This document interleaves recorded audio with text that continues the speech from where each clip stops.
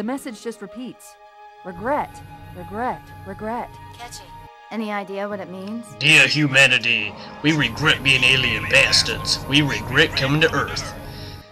I love this game. For those of you who have played Halo 3, I'm sure you are all aware of Sergeant Johnson. He was, he died at the end of Halo 3, and a lot of new people to the series didn't understand the significance of that. I mean, they didn't think he was a big deal because he wasn't in much of the game. But in Halo 2, Johnson played a huge part in it, and he was hilarious in this game. He's definitely one of my favorite characters of the series, just because of this game in particular. And, so yeah, like I said, this is Halo 2, and this is my favorite game of all time, for those of you who wanted to know. To be honest with you, my two favorite games is Halo 2 and Star Wars Battlefront 2. This mission right here I'm playing is Outskirts, and on this you are basically going through, I think this is Old Mombasa here, actually. In Halo 3, or on the mission Savo Highway, you're doing something at New Mombasa, if I'm aware. And anyway, or maybe it was the ruins of Old Mombasa. You know what, I don't even remember. Don't take my word on this. I just know it's Mombasa something, and that this is a great level. And this is one of my favorite levels from this game. One, because of the scenery, and two, I just like the way this mission plays through. And this first part here, you're basically just defending this zone until the hunters break through this gate, and then you just continue on through from there.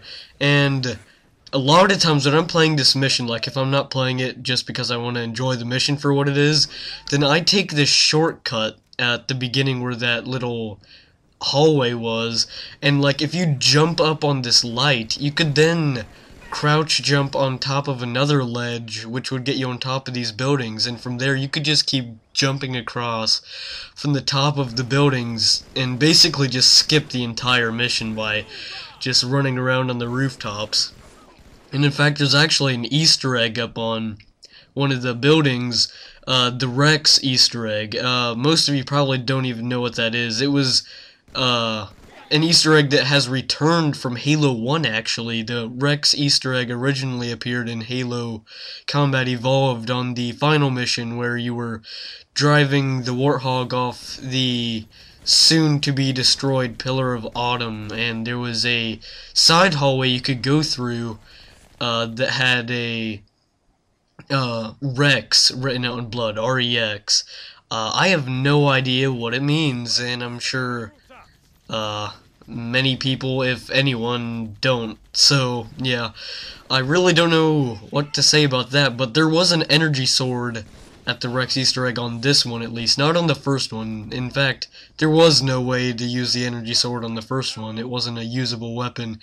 But I was told, actually, that on the level 343 Guilty Spark, you were able to get to an energy sword using one of the Pelican glitches. But, yeah, so back to Halo 2. This game came out in 2004, and this was actually one of the first games too. I don't remember if it was leaked or if it was just released early, but this has been happening for every Halo, so I mean, it's just insane. You know, obviously fans just want the game badly, because pretty much from each game it was either, you know, released early, or somebody took the time to hack a download for it and put it up on the internet for the ISO file and all this other crap. But yeah, just this game put a lot of its focus into the multiplayer, which is something that not enough games do nowadays, and I'm really glad that they did put a lot of focus into it, because had they not, the community wouldn't have grown nearly as much as it has.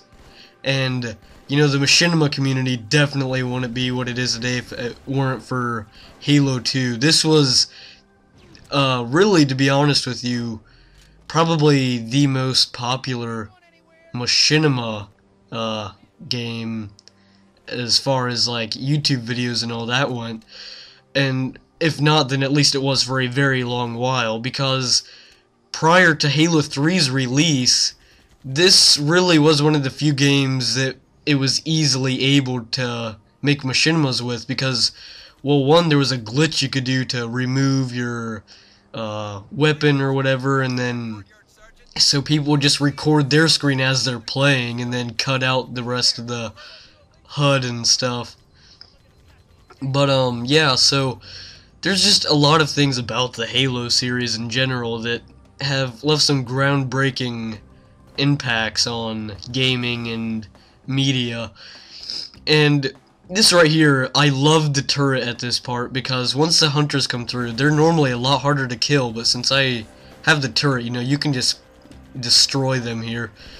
And yeah, so once you get through there, you know, once you're done killing those guys, you head on through this this like torn down area here, and then there's gonna be like an elongated path where there's some jackal snipers at the end. And this kind of took me by surprise the first time, because I didn't know there was anything there, and I about got my head sniped off the first time I was playing this. But yeah, so I just borrowed Sergeant Johnson's weapon. The weapon borrowing system from your allies was actually introduced in Halo 2, and I can't really think of many other games, if any, that allow you to do that. So that's a really cool feature that a lot of people seem to overlook. And what I would always do is, if I had a good weapon, I'd run it down until it had one shot left, and then I'd trade my weapon with my teammates. So then, like, because you know, the weapon would pretty much be useless to me, but my teammates have unlimited ammo, so I just give it to them, and then, you know, they could just use that weapon for as long as they needed. So yeah, this is an area right here with some more drones. These guys, the drones, were in Halo 3, and they were also introduced in this game, along with the brutes, which were introduced near the very end of Halo 2. I hated the brutes so much in this game. They were a pain in the ass. I mean, all they would do is just charge you down. Like, they, you know, they'd start shooting you at first, but then once you pissed them off, they would just charge at you and just start punching the crap out of your face, and just basically keep at it until either they died by you just unloading into them, or you dying, which is generally what happened. And so,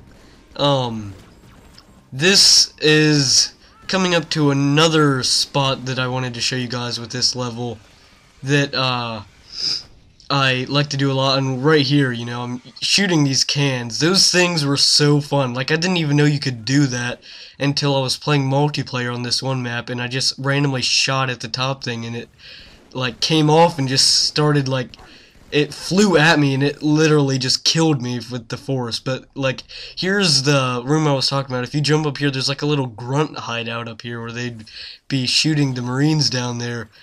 But yeah, that's about all for my commentary for The Blast from the Past on Halo 2. So, I will see you guys next time, and yeah, so be sure to subscribe and stay tuned for some more Blast from the Past episodes. See ya.